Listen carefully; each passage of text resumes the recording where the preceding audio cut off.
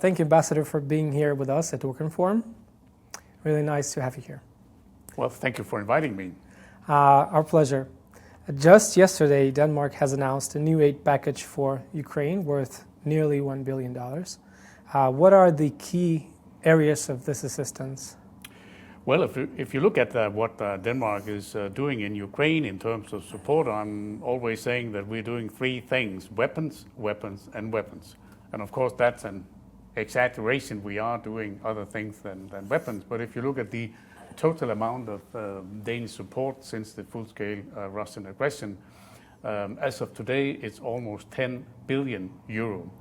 Now, if you look at the content in terms of in monetary terms, 90% is weapons and defense equipment, and this will remain the same in the new in the next phase of our support. And this is for a very simple reason, because without weapons, without defense equipment, Ukraine will not be able to survive as a free and sovereign nation. So making it possible for Ukraine to defend itself is of paramount importance. And so from the very beginning, we have had this approach that the most important thing is weapons. And in the beginning, we donated what we had in our own stockpiles. Many will remember that we donated all our artillery. The Caesar howitzers were donated. Now we are using, and we have emptied some of our stockpiles because we don't have more artillery pieces. Now we're using what we call the Danish model for defense procurement and defense donations. So we finance the acquisition of defense equipment directly from Ukrainian producers. And this has turned out to be a very, very efficient way of supporting Ukraine. It's good for, it's much faster because your producers have a lot of spare capacity. They can scale up if the money is there, and this is what we are doing. So the Danish model for defense equipment donation has proven to be very efficient. And it's not only Danish money that is coming through the Danish model. Now we have also been entrusted by the European Union to spend some of the profits from the windfall profits from the seized Russian assets that goes into the Danish model. And our Swedish and Norwegian and Canadian and Irish friends have also decided to use this model. And this, I think, is good for a number of reasons. First of all, because it's quicker, it's more efficient, it's cheaper, but it's also good for the Ukrainian economy, because that creates jobs, that creates activity in Ukraine, and this is also what is needed. So we are doing a lot when it comes to weapons and defense equipment, but we're also doing other things. Many Ukrainians are aware that Denmark has adopted the city and the province of Mykolaiv in the south for reconstruction and recovery. This happened back in 2022 at a time when things were very, very difficult in Mykolaiv. The Russians were at the gates of the city. At that point in time, our Prime Minister decided, upon the request of President Zelensky, that Denmark should assume the patronage, even though we didn't know how to do it because we had not done this before. But in the meantime, we have worked intensively with the local and the regional authorities, and Mykolaiv is stabilized now. People are not leaving the city, even though that it's close to the front line. And we're trying to bring the private sector enterprises back in operation, because we know that the biggest wish that Ukrainians have is to be able to earn their own money to finance reconstruction. Of course, you will need help, but the main thing is to create jobs and opportunities, even in frontline areas as in Mykolaiv. So these are probably the two flagships that I would point to, but we're doing many other things. And one thing that is quite important is that the Danish support is not only state to state, it's also people to people. Just Just on Saturday, I was in Bucha to be present on the occasion of handing over vehicles for the territorial defense of Bucha. So Danish volunteers had collected money. They had bought vehicles, and they drove them here, and they handed it over to the territorial defense. And this is a sign that the Danish support is not only state to state; it's just as much driven by ordinary Danes who want to do something for Ukraine. And there's no Ukraine fatigue in Denmark. The vehicles keep coming. The volunteers keep coming. So as for me, as Denmark's ambassador, it's very good to see that this is something that unites all Danes, and that they are willing to continue even after more than 3 years. So, and sometimes I'm being asked, why are the Danes so supportive? How come that Denmark, it's a country far away, we speak different languages, we even have different alphabets, so we are in many ways different. But on one particular issue, we are on the same page, and that's on values. Danes and Ukrainians, they cherish democracy, freedom, liberty, human rights, and they want to live in a free and sovereign nation. And I think this is what Danes have realized, that your freedom is also our freedom. If Ukraine is gonna lose its freedom, we're gonna lose ours as well. So Denmark is behind Ukraine, and I'm sure the next package that you refer to will have more or less the same content as we have seen over the last 3 years. Well, there's a lot to dissect in your extensive answer on the areas of your assistance to Ukraine. Well, maybe let's talk about the security agreement that's been signed between our two countries. Yeah. And it's a unique example of security cooperation. And I do understand that's a two-way road of a kind. There may be benefits for both countries from that security cooperation. Could you tell us a little bit of the benefits that Denmark might get or is already getting from that cooperation? Maybe the experience, the combat experience of the Ukrainian army, some design developments of some new arms, new equipment? Well, I think that some people are saying that security for Ukraine, that's a one-way street. That is something that we provide, but that's not correct. Ukraine is also a net contributor to European and to our security, because a strong, united and well-armed Ukraine is also in our interest. That's something that will benefit our security as well.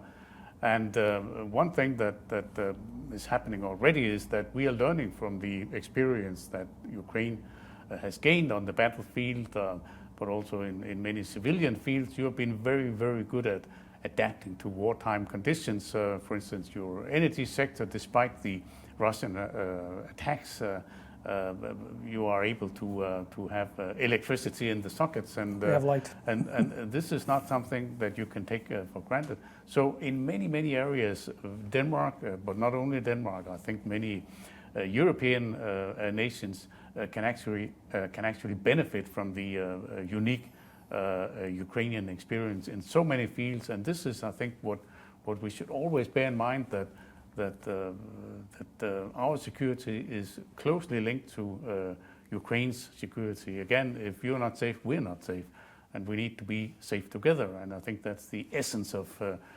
our partnership.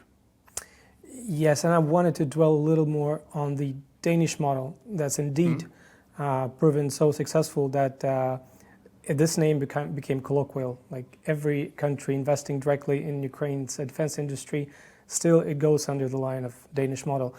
Can you point out any maybe success stories along this line that inspires the country, Denmark, to invest more or maybe to focus on some particular fields? What is the most promising areas in this model? I think that the real eye-opener was the Ukrainian-produced Bodana howitzers, and this is out in the open. This is something that I can say on air, because much of what is happening in the Danish model is not for public consumption, but the Bodana howitzers are well described in the public domain. So this was actually one of the first examples of how beneficial it is to go local, because if you order one today, you will have it in 2 months' time. You don't have to wait several years. It's cheaper. If there is a malfunction, if it needs to be repaired, local technicians can fix it easily. And in terms of functionalities, it's just as good as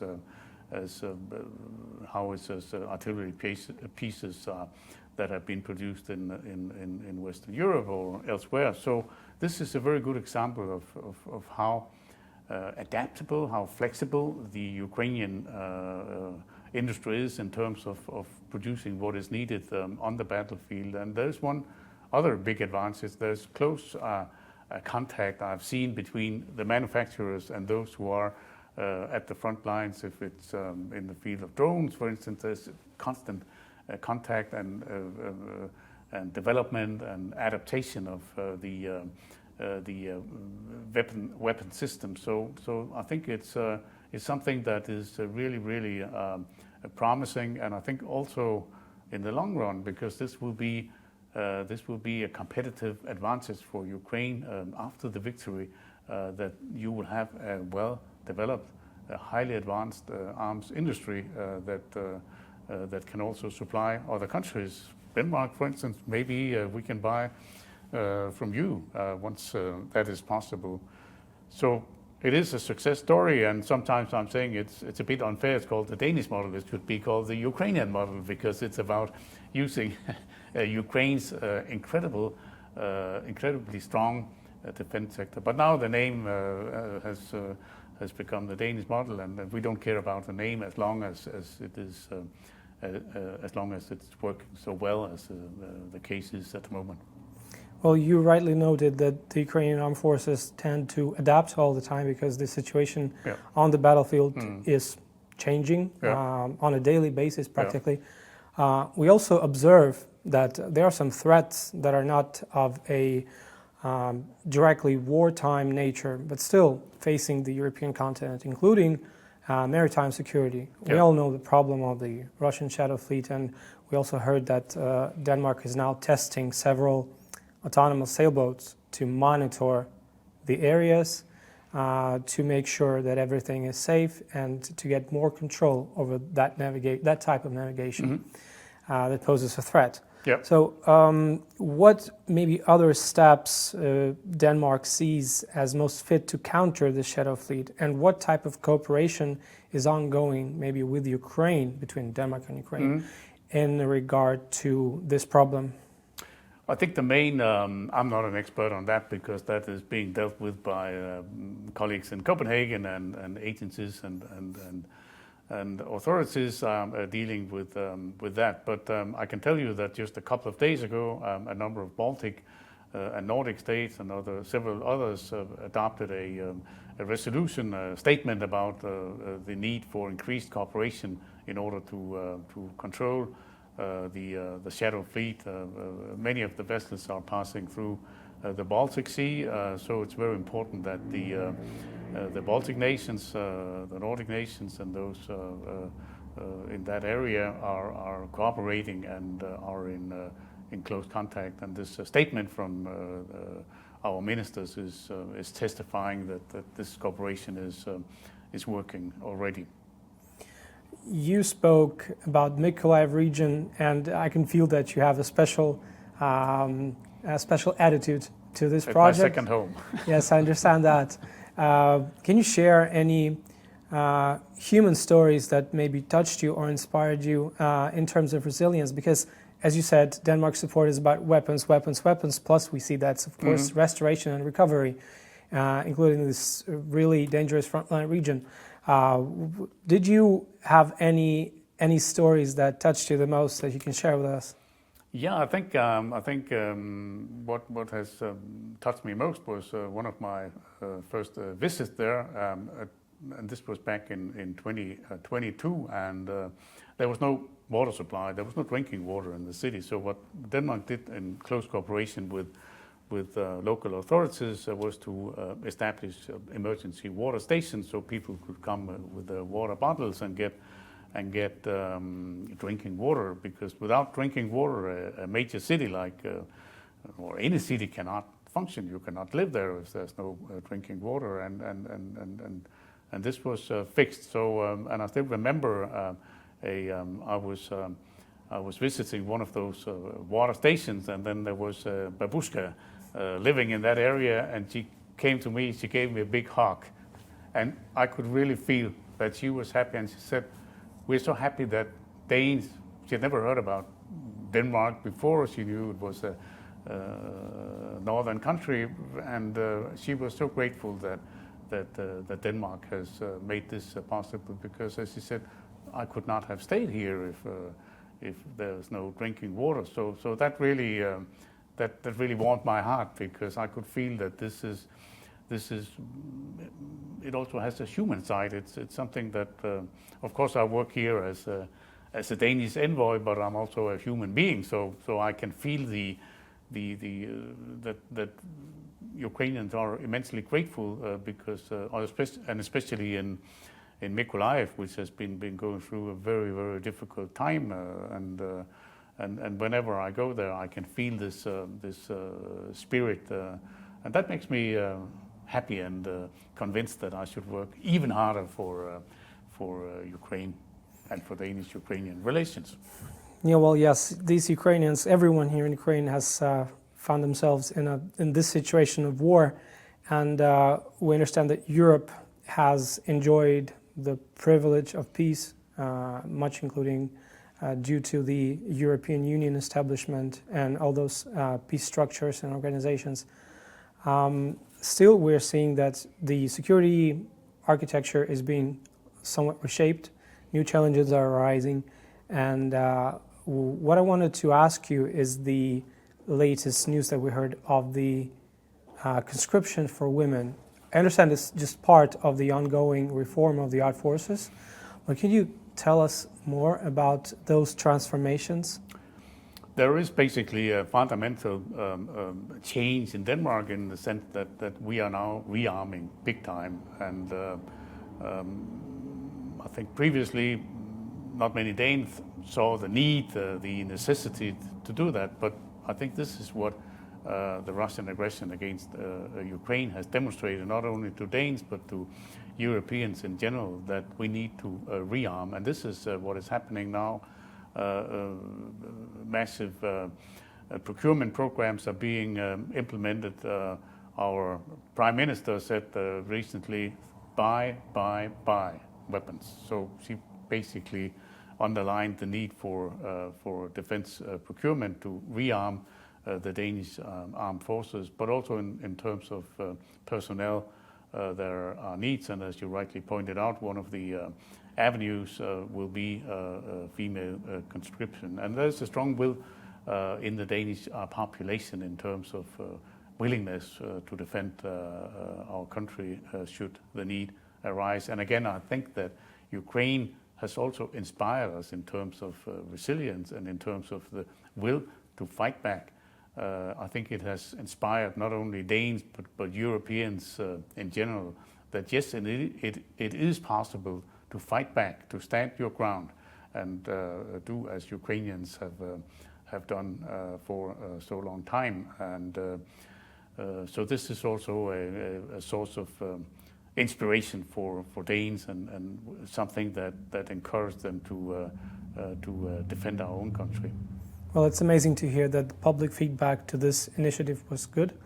Just a little follow-up on the public opinions in Denmark. Is it now on the table in the public discourse that Russia can pose potentially a direct military threat to Denmark? I think most Danes would think that what is happening here could also happen elsewhere, and I think that is not only the case in Denmark, but I think in European public opinion, what has happened here. Let us not forget that we are only 2 hours from Denmark by plane. This is a European capital. This morning I went to see this location in Solomyanski, where a 5-story apartment building had been leveled to the ground, and this is in a European capital, just 2 hours from from Denmark. So I think this is not something very distant. This is not something very far away. Danes can see when they turn on their television that this is happening in Europe. This is happening close to our own borders, and I think that has instilled a strong sense of urgency in many Danes in terms of making sure that we can defend ourselves, that we can do what we can in terms of security, in terms of defense. And I think this is a profound impact, not only on Danish public opinion, but on European public opinion in general. Coming back to recovery and investment, last fall Denmark has established with Ukrainian authorities a fast-track system that would streamline the investment to help Danish companies to establish in Ukraine.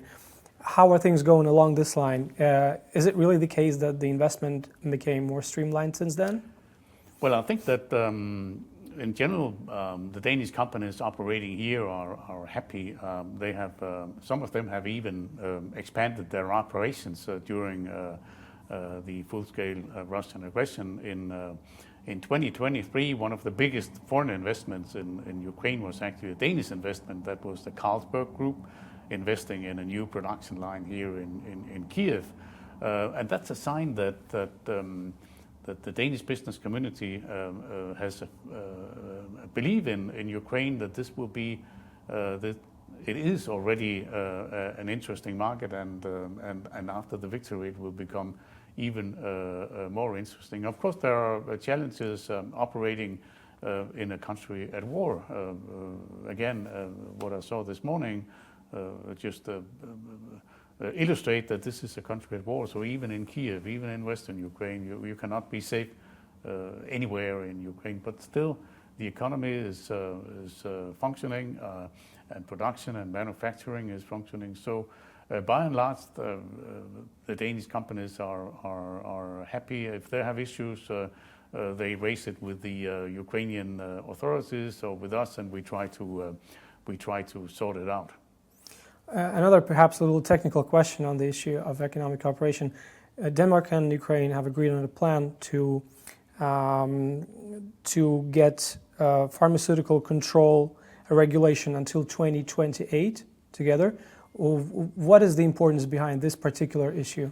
It's a good example of how we can work together on technical adaptation to Ukraine's future membership of the European Union, because in so many areas Ukraine will have to adapt to the EU legislation, to the EU procedures. And for instance, in the field of pharmaceuticals, there's a huge body of EU regulation, and once Ukraine is in, or even before, you will have to adapt to that. So this is an example of how we can assist Ukraine in that process of adaptation. And this is not only in the field of pharmaceuticals, it's in energy, it's in the environmental field, it's in so many fields where we need to work together. And Denmark has actually teamed up with our friends from Lithuania, because they joined the European Union recently, and they have been through this a process of adaptation before they joined the European Union in 2004. Back in those days, we were assisting our Baltic friends in particular in getting ready for EU membership, and now the Lithuanians, the next generation, are assisting Ukraine in this process. And this is a so-called pre-accession program that makes it possible to work together in very technical fields about on how to get Ukraine ready for EU membership. Well, speaking of membership, on July 1st, your country is assuming presidency in the Council of the EU. What will be the main priorities of Denmark, of its activities, including in the context of Ukraine and its European integration plans? Well, European security and Ukraine and the green agenda, those are the three main headlines for our presidency. And I can tell you that the Danish presidency of the Council will work as hard as we can in order to further Ukraine's EU accession process. This has been stated very, very clearly by our Minister for European Affairs, Maritime, who has been here on a number of occasions, and this is also what she has announced, that she will invest her energy in making progress for Ukraine. And we all know the situation in the Council. Things are not so easy at the moment. But in that situation, I think the most important thing Ukraine can do is to continue the process of reform, adapting and adopting those reforms that are necessary for EU membership, because the more progress you make, the better. It will have an impact on European public opinion, on European decision makers. So even though that the process as such might be difficult at the moment in the Council, this should not lead to Ukraine leaning back. On the contrary, you need to work harder on adopting and adapting to the EU legislation, because once the challenges in the Council has been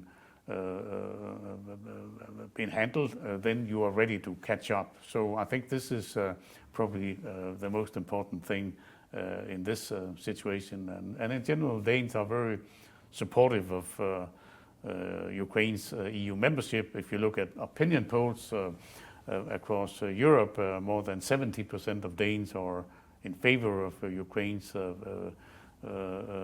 EU accession, and many Danes are also proud that our capital gave the name to the criteria that are still the benchmark for any candidate country wishing to join the European Union. The Copenhagen criteria were adopted in our capital back in 1993, and many Danes are proud that our capital gave the name to those criteria. So this is what Ukraine should strive for in this situation, to live up to the Copenhagen criteria. And Danes in general are not worried about Ukraine's EU membership. I still remember back when there was a big bang EU enlargement